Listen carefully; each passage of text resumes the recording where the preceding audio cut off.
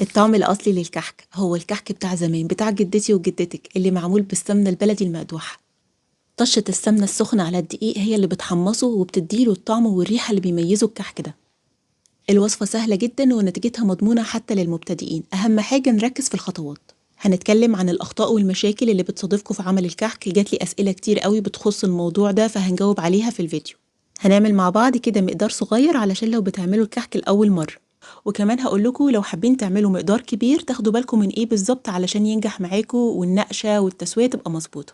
هنقول كل التفاصيل اللي تضمن نجاح الكحك سواء على البارد أو الساخن والفرق بين الطريقتين، وكمان خطوتين هيفرقوا جدا في عمل العجمية هتطلع زي الملبن معاكم. هنعمل النهاردة نص كيلو دقيق، يعني 4 أكواب معيارية. مبدئيا لازم الأول ننخل الدقيق كويس، ما ينفعش كده ناخد الكوباية المعيارية ونحطها جوه الكيس بتاع الدقيق، لازم الأول ننخله وندخل فيه هوا كده ونقلبه كويس، وبعدين نملى الكوباية بالمعلقة واحدة واحدة، لأن ده بيضمن إن احنا ناخد مقدار مظبوط من الدقيق، والأضمن كمان إن احنا نستعمل الميزان. نوع الدقيق مهم جدا في نجاح الكحك، نختار دقيق يكون فاخر استخراج 72% أو دقيق زيرو. أفضل بديل مجرباه لدقيق الكحك والبسكوت وكمان أرخص بكتير هو دقيق جميع الأغراض، أو هنا في بريطانيا اسمه البلين فلاور. علشان نحوله لدقيق فاخر للكحك والبسكوت، كل كيلو بشيل منه كوباية واستبدلها بالنشا، ونقلبهم كويس قوي وننخلهم كذا مرة عشان نضمن إن النشا اتوزعت مظبوط. هسيب لكم في صندوق الوصف الأنواع اللي أنا بستخدمها سواء هنا أو في مصر. درجة نعومة الكحكاية بتعتمد على حاجتين، أول حاجة هي السمنة، كل كيلو دقيق المفروض بياخد نص كيلو سمنة، ده يعني النعومة المتوسطة. كل ما هنزود عن نص كيلو سمنة كل ما نعومة الكحكاية تزيد، يعني كل كيلو من الدقيق بياخد من 500 ل 600 جرام من السمنة حسب النعومة اللي تحبوها.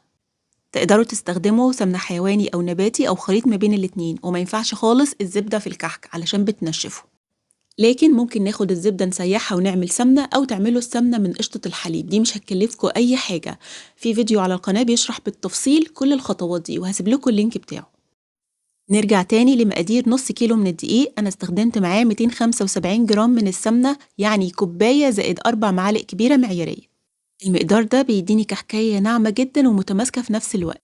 وطبعا الكحك ممكن نعجنه بمية أو بحليب أو خليط ما بين الاتنين، الكحك اللي بيتعجن بالمية بيعيش مدة أطول، يعني لو عاملين كمية نعجن الكحك بتاعنا بمية. نص كيلو دقيق هنعجنه بتلت كوباية أو 75 ملي من المواد السائلة، مية أو حليب. أنا هنا خلطت ربع كوباية من المية الدافية عليها معلقة كبيرة من الزبادي، الاتنين مع بعض عملوا بالظبط 75 ملي، يعني إجمالي المواد اللي أنا هعجن بيها زي ما قلت تلت كوباية. وطبعا لازم تكون دافية علشان تنشط الخميرة اللي هنستخدمها. كمان هنحتاج ل 30 جرام من السكر البودرة، يعني تقريبا 3 معالق كبيرة معيارية. هاخد معلقة كبيرة من السكر هزودها مع المواد السائلة، والمعلقتين التانيين هنضيفهم على الدقيق. هزود عليهم معلقة وربع صغيرة ممسوحة من الخميرة الفورية، يعني 5 جرام بالظبط. هنقلبهم ونسيبهم على جنب يتفاعلوا علشان أتأكد إن الخميرة نشطة. لو بتعملوا كمية كبيرة من الكحك استعملوا نص مقدار الخميرة، يعني مثلا لو 5 كيلو من الدقيق ممكن نضيف عليهم معلقتين كبار ممسوحين من الخميرة، هو أصلا دور الخميرة في الوصفة هنا هو للطعم، وهشرح بالتفصيل بعد كده. الطبق اللي هنعجن فيه يبقى كبير وغويط ويكون كمان بيستحمل الحرارة. بضيف الدقيق ومعلقتين السكر الباقيين وعليهم 4 جرام من البيكنج باودر، يعني نص معلقة صغيرة معيارية. كحك زمان كانوا جداتنا بيضيفوا ليه ريحة الكحك مع روح الموز، وده كان بيدي للكحك طعم وريحة مميزين جدا يمكن لحد دلوقتي شماها. وطبعا تقدروا تستبدلوا ده بالفانيليا أو تكتفوا بطعم السمنة البلدي. هي دي بهارات الكحك، بنطحنهم كويس وننخلهم بمنخل واسع، هاخد منها نص معلقة صغيرة وكمان ربع معلقة صغيرة من المحلب. وطبعا في بهارات كعك أو ريحة كحك جاهزة بتلاقوها عند العطارين، متكتروش منها علشان الكحك ما يمررش. كحك زمان كانوا بيسخنوا أو بيقدحوا كل مقدار السمنة، كان بيبقى طعمه حلو قوي فعلا، بس بيبقى تقيل وبيعمل حموضة جامدة. علشان كده أنا هاخد بس مقدار تلت السمنة وهسخنه أو أقدحه على النار. علشان نعرف السمنة اتقدحت ولا لأ، بيبقى معانا طبق صغير كده فيه شوية دقيق وناخد شوية من السمنة على الدقيق، لو عملت فوران يبقى كده السمنة جاهزة. معلقتين أو 3 كبار من السمسم على حسب ذوقكم، لو متحمص بنقلبه مع الدقيق، إنما لو ني بنحطه شوية مع السمنة ياخد تحميصة قبل ما نضيفه، وبننزل بالسمنة المقدوحة فوق الدقيق.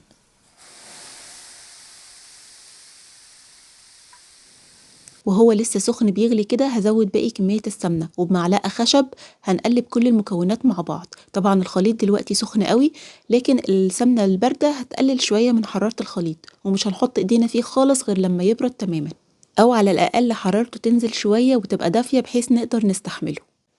الخطوة اللي جاية من أهم الخطوات في نجاح الكحك علشان يبقى ناعم ودايب وقوامه ممتاز. لازم نبس السمنة والدقيق كويس قوي مع بعض، يعني ندعكهم ما بين كفين الإيد بالشكل ده مدة ما تقلش مثلا عن 15 دقايق، أو لحد لما تلاقوا السمنة والدقيق بقوا عاملين زي المية كده. لو عندكم عجان استعملوا سلاح الكف علشان مرحلة البس دي، أو تستعملوا الكبة العادية خالص، بس مش السلاح اللي هو المعدن، السلاح اللي بيبقى بلاستيك ده مخصوص علشان تقليب العجين. طبعا الخطوات دي بتاخد شوية وقت، علشان كده أنا بفضل إني أضيف الخميرة على المواد السائلة مع السكر في بداية البس، يعني علشان ما تبقاش خدت وقت زيادة وتخمر أكتر من اللازم. بعد ما ضربتهم ضربا مبرحا تقريبا يعني 5 دقايق، بقى ده شكل الدقيق والسمنة مع بعض، هو ده اللي أنا عايزة أوصله. وفي الوقت ده برضو كانت الخميرة اتنشطت وبقت بالشكل اللي انتوا شايفينه. هنصبها فوق الدقيق والسمنة ونبدأ نلم العجينة بتاعتنا بالشكل اللي انتوا شايفينه ده. مش هنعجن خالص، احنا بس بنلمهم لحد لما السوائل دي كلها تختفي. شايفين ازاي قوام العجينة بتاعتنا بيتحول من السايل خالص لحد ما هتبقى عجينة لما على بعضها وكمان خشنة، يعني بتكون مفرولة. بصوا، ده الشكل النهائي ليها.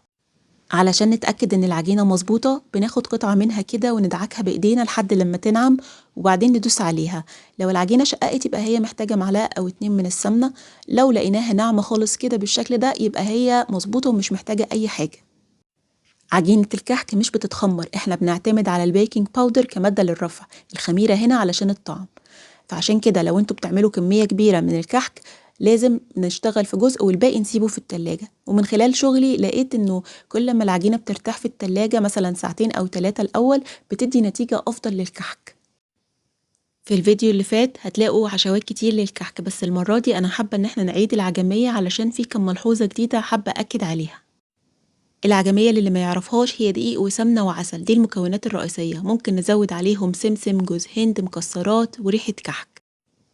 هحتاج ل3 معالق معيارية ممسوحة من السمنة يعني 45 جرام، ومعاهم 30 جرام من الدقيق يعني تقريبا 3 معالق كبيرة ممسوحة.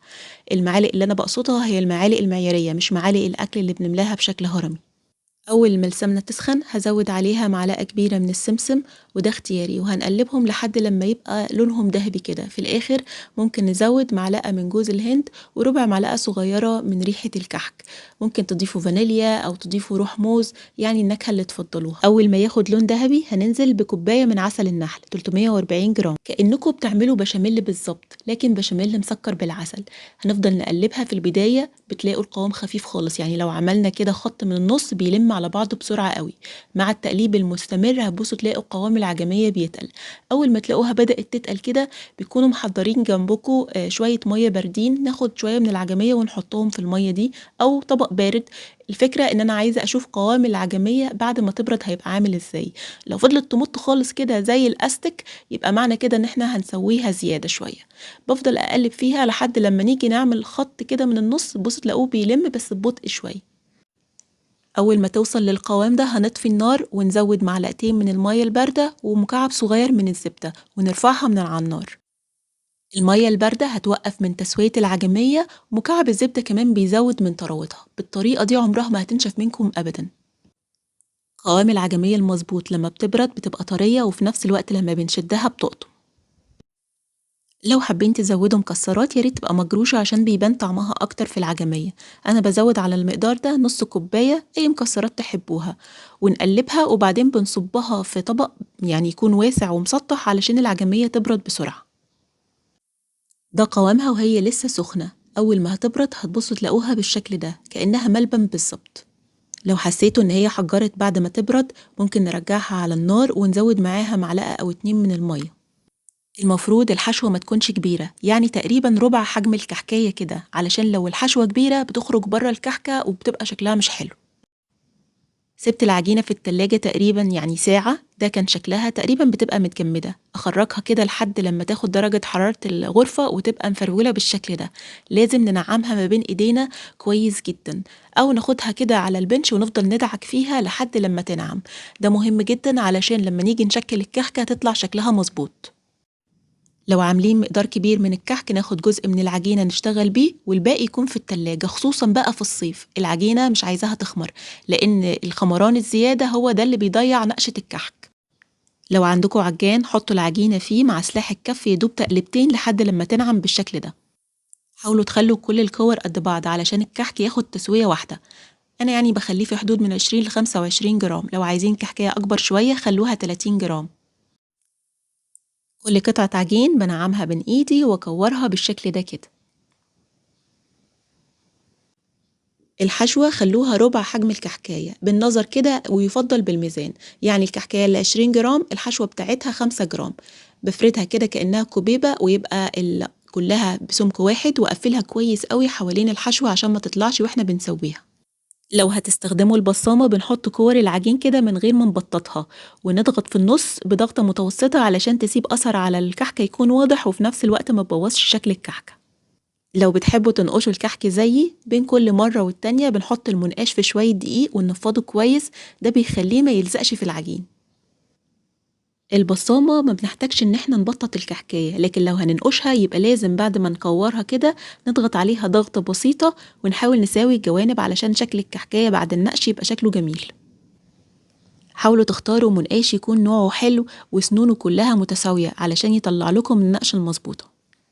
وعلى فكرة عادي ممكن نعمل الكحك من غير ما ننقشه، بس احنا اتعودنا على شكله كده فبيبقى ليه فرحة وبهجة كده خاصة. من غير منقاش ولا بصامة ممكن تستعملوا سكينة تعملوا بيها خطوط بالطول والعرض، أو الشوكة، وممكن كمان أي مصفى أو السلك بتاع الفرايز ده، يعني أي حاجة تعمل شكل على وش الكحكاية. مش بحط في الصواني ورق زبدة ولا بدهنها بأي حاجة، كمية السمنة اللي في الكحك كفاية قوي.